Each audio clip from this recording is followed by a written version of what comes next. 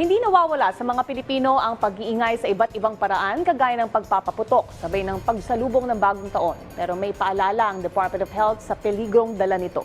Si Bian Manalo sa report. Naging tradisyonal ng pamilya ni Ricky Trujillo ang magpaputok sa pagsalubong ng New Year. Naniniwala kasi sila na nagdadala ito ng swerte at buwena sa darating na bagong taon. Pinaglalaanan talaga nila ito ng budget at minsan pa nga ay dumadayo pa sila ng Bukawi, Bulacan para mamili ng paputok. Siyempre sir, kasi parang pinakaano na natin yung sa Pasko, sa bagong taon na magpaputok para tanggal din yung ano natin. Parang yung sinasabi nilang tanggal malas.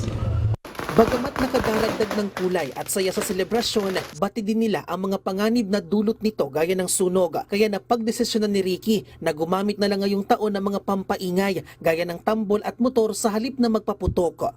Para din po sa seguridad ng mga tao natin, katulad natin, na para iwas na rin sa disgrasya. Para mahirap kasi pag nadali yung daliri mo, tapos tatahiin, napakasakit. Nagpaalala ang Department of Health sa publiko mula sa peligrong dala ng pagpapaputok ngayong holiday season. Bukod sa mga sugat sa katawan at pagkaputol ng mga daliri, nariyan din ang banta ng sunog. Sa talaan ng Bureau of Fire Protection, umabot sa halos 4 na po ang naitalang insidente ng sunog sa pagsalubong ng Pasko at Bagong Taon noong nakaraang taon dahil yan sa paputok. Mahigit 20 ang nasugatan habang 5 ang naiulat na nasawi. Aabot naman sa mahigit 200 milyong piso ang halaga ng pinsala ng sunog.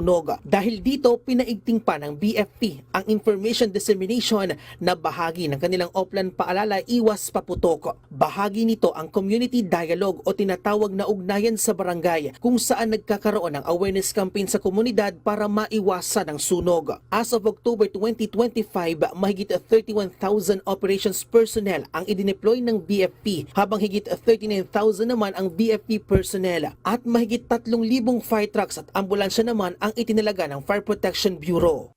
With our vision to have a fire-safe nation by 2034, I think that's the target date of having a fire-safe and well-educated community. No, so by 2034.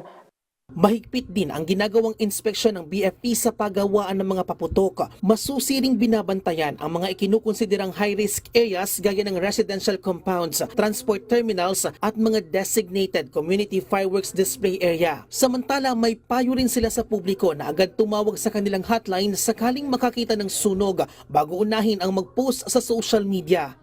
We are hoping na by launching of 911 hotline, emergency hotline, no, magbababa na or mas magiging aware na yung mga tao na 3 number na lang yon kaysa mas una pang mag-live, no?